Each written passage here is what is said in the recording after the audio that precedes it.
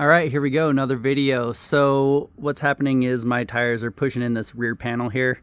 So the original wheelbase for a ZR2 is 128.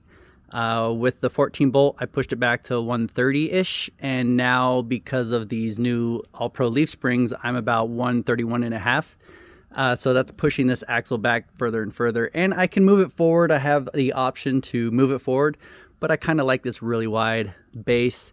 But what's happening is I'm pushing back my panel here. So time to chop them off. So let's get to it. Well, I'm not crazy concerned about how this is gonna look. You're gonna see my frame and the shackle and everything. I actually think that might look cool, but I do have to kind of follow some guidelines. So there's a nice little pinch seam right there. I don't want to go higher than that because I don't want to have to deal with cutting that. So that looks like the point of where I'm going to make the line. And it looks like it's about the top of this hole. I'm going to make a nice straight line and just chop all that off. It's just sheet metal. But like I said, I don't want to get into these pinch seams right here going across. So this might be my limit of how high I can go.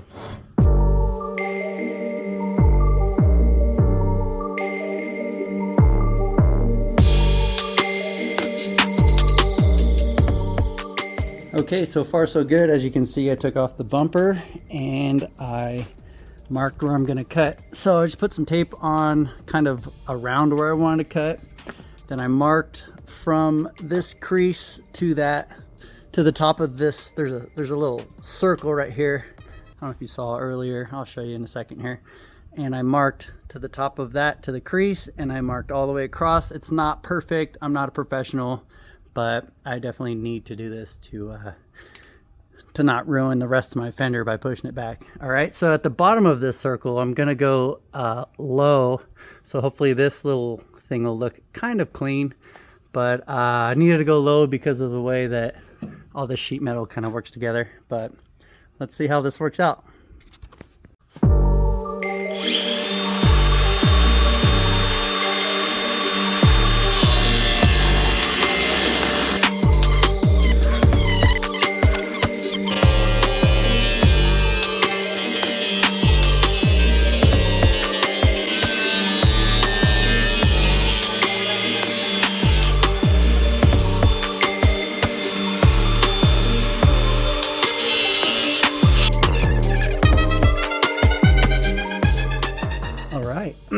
Well, there you have it.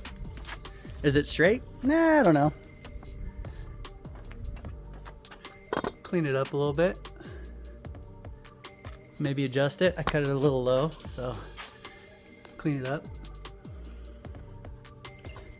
All right, on to this side. As you can see, this side got pretty banged up from the tire pushing it in. It's not necessarily from the leaf springs pushing it in. This is actually something from before. I messed it up pretty good, but we're gonna chop it all off now. So let's try to make it as clean as we possibly can. So like I said, I'm measuring from the top of this hole all the way across and then the bottom of the hole going back. So this is what it kind of looks like. Took the tape off. Looks all right. This is the little spot I'm talking about. I'm gonna clean that up, make that a nice little angle. And it's gonna look something like that. What do you guys think?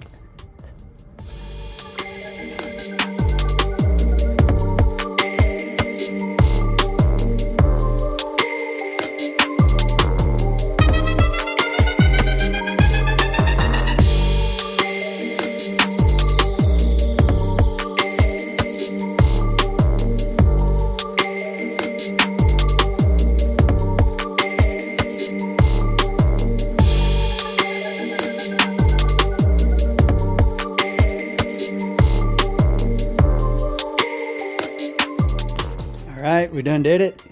Is it perfect? No, because I already messed up this fender anyway, but gives me more clearance. I guess I should have measured how far away the wheel was to that bottom piece. So there's both of the bottom pieces there. All right, so time to button up the rear bumper and see what it really looks like. What do you guys think?